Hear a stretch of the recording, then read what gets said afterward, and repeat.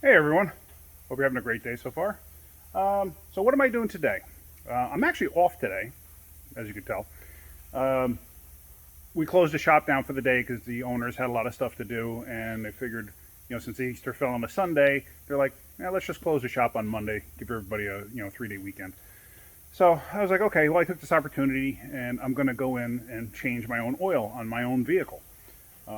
It's a 2004 Toyota Sienna minivan. Well, let me show you what I got. It's this vehicle right here, and it's a good vehicle. I got no complaints with it. I'm going to be doing stuff to this because it needs some servicing. I got to do struts on it. The left front strut is actually blown out. I'm not doing that today though.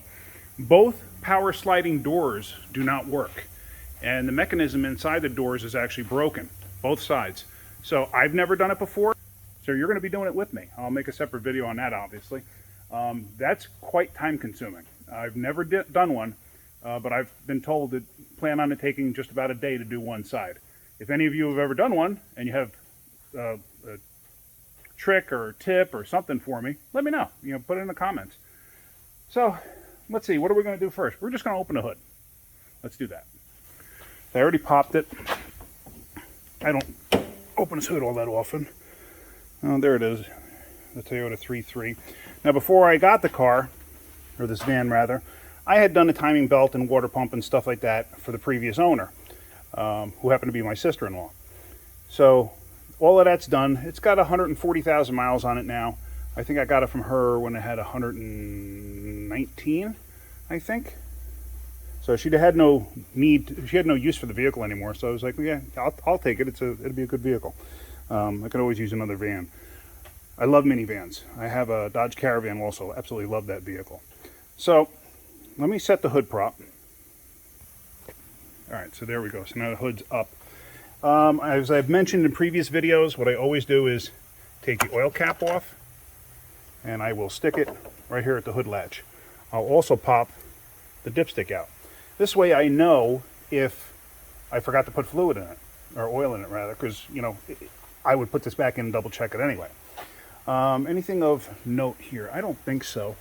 For some reason, I had put new belts on it, and the alternator belt, I've adjusted it several times, and it seems to be loose again, and it's squealing.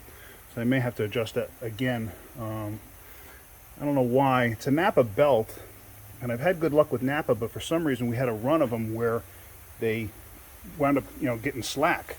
Let's see. Anything to mention here? Not really. All right, so let's put it up in the air. And then we're going to give this thing a full look over, too.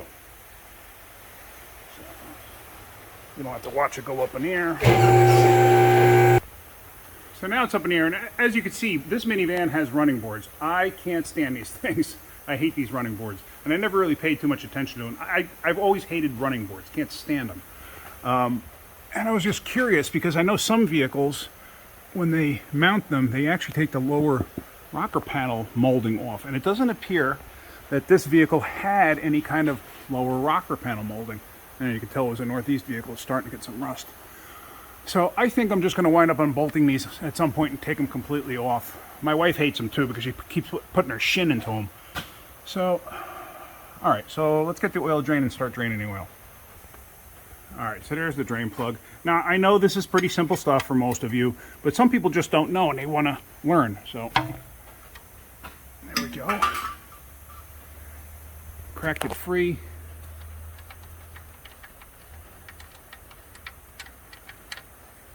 Yeah, that's it. And just let it drain down into the bucket there. Now, one thing I am having a problem with on this van too is this little accordion here actually broke internally, so it's got an exhaust leak. So what I'm going to wind up having to do is fix that also. That's going to be another time. I'm going to have to cut the pipe and weld in a new piece. So that'll be another video. I'll show you that. One other thing of note, this lower control arm. Yeah, rotted through. I have new control arms that I have to put in this, and that's going to be the same video when I do the struts, because like I said, this one here on this side is completely blown out, bounces all over the place, but I just don't have the time to do it today. Let's see, what else do we have? Everything's looking all right. You can tell it's a up north car. Oh, this mount here is shot. See that? I actually have a new one, so I'm going to have to do that. I'll make a video on that one too. But look at the scaly rust. You can always tell it's a North vehicle from that. It's an all-wheel drive, obviously. The brakes are all good. I've done them at some point in its life. So, all right. Let's just let this thing completely drain out. And then we'll change the filter. Nice thing with this, a lot of the newer Toyotas have a cartridge filter up here. This one has the filter right there.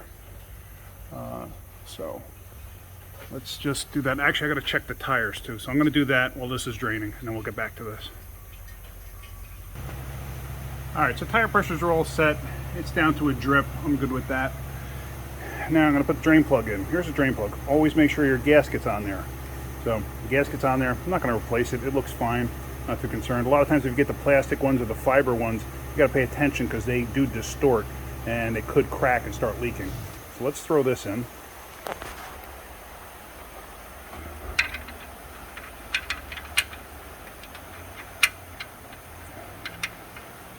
Come on. There you go. Now, when you tighten up a drain plug, you don't have to torque it to 400 foot-pounds. There, and I felt it get tight right there, so you just go a little bit more, just like that. That's all. You don't have to go crazy. Just a little bit. I've seen it where people will put a wrench on, this size. Now, this is a good, 15 inches long, and they'll grab the end and go, Wah! And crank it a quarter of a turn. Unnecessary. So, all right, so now we're going to change the filter, and that's up there. So let's do that. All right, so I already loosened it up, and I just used a pair of channel locks. And you see it's got this handy little trough here that's supposed to help guide it into there, but of course it still spills everywhere. So we're just going to take that off.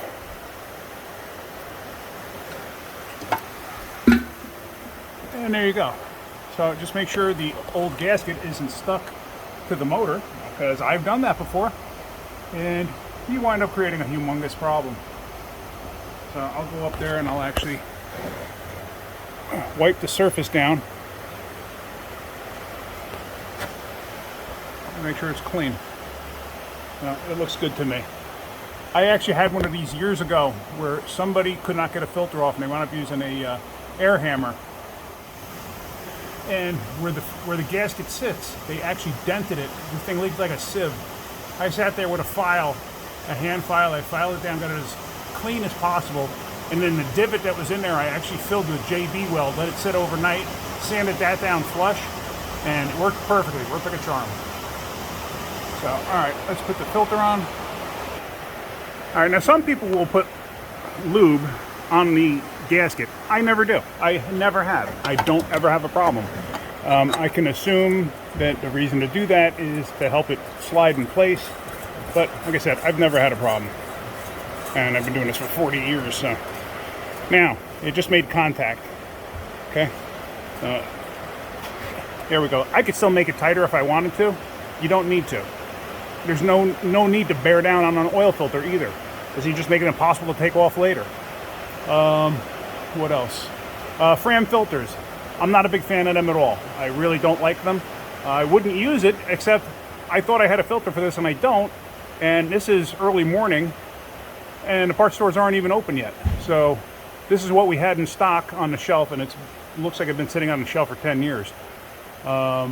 But it's the right filter, and it's the only one I had. So I'm getting it. I'm changing it with that. I'll change the oil again in 3,000 miles, so it's not a big concern. Let's see, what's next? I'm just going to clean off all the residual oil. I will usually, well, I am going to. I'm going to use brake clean and clean it all off. So let me do that real quick. All right, so I got my trusty can of brake clean from CarQuest, Advanced Auto, and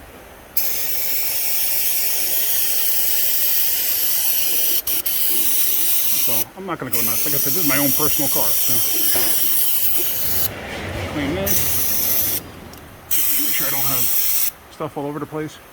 Now, one other thing too is I just realized this pipe here with this accordion piece, it's just a small pipe. It's not a big pipe. So I'm going to price it out and find out, because if it's cheap enough, I could just get a new one I'll be done with it. But I mean, because if that piece, let's say, cost me 10 bucks, but I can get the whole pipe for 40, I may as well just put the whole pipe in it and save myself an hour's worth of labor. So let's see, what else? So that's it for that. Let's let it down and put some oil in it. All right, so now this thing holds 5 quarts of oil. So here we have 5 quarts. We're going to be throwing that in. And we'll be calling it a day at that point on this. At least with the oil change, that is. All right, so there we go. That's the 5th quart. No need to show you putting oil in. So what I'm going to do now is let me just button that up, put the cap back on it, and then I'm going to start it up and then check the oil. All right, so when I say start it up and check the oil, what I'm going to do is start it. You can hear the exhaust is a little bit loud. You know, make sure the oil light goes out, stuff like that. And then shut it down. So then this way I go back out and check the oil level. You start it up this way, you get the oil flowing through the filter and everything else. And let's do this. And you pull the stick out, you wipe it once, stick it back in, and then pull it out. There you go, that's perfect. So I'm happy with that. So that's good, my oil change is done. I was a little overdue. If I try to change my oil every 3,000 miles, I think I went to 3,500 this time, mostly because of laziness. I usually don't like to do that. So okay. So that's it for now underneath the hood. And I do have to add some Freon to it. This thing has a slow leak somewhere in the AC system. I'm not going to do it today. That'll be another video one day, but I'll do that. Okay, so the next step is we're going to close the hood, and then I'm going to show you how to reset the oil light on a Toyota. All right, so we're back inside now, and here's the instrument cluster. The key is off right now. It's actually in accessory mode, it doesn't matter, just as long as it's not in run. And right there's your trip odometer. What you're going to do is you're going to push it down and hold it, and then turn the key to the run position. And then watch the odometer. Let me see if I can balance this here somewhere. Gotta be a way to do this. All right, so we're going to push down here, hold it. Now watch the odometer. So you get those lines. Go all the way to nothing, and then zeros. Now, that's your oil change reminder. That is completely reset. So that's it for this video. It was a quick and easy video. Like I said, I'm going to make a couple other videos when I do the other repairs on this van. That's about it. If you're getting anything out of my videos, hit the like button. If you could, please subscribe. That's it. Have a great day. Keep wrenching.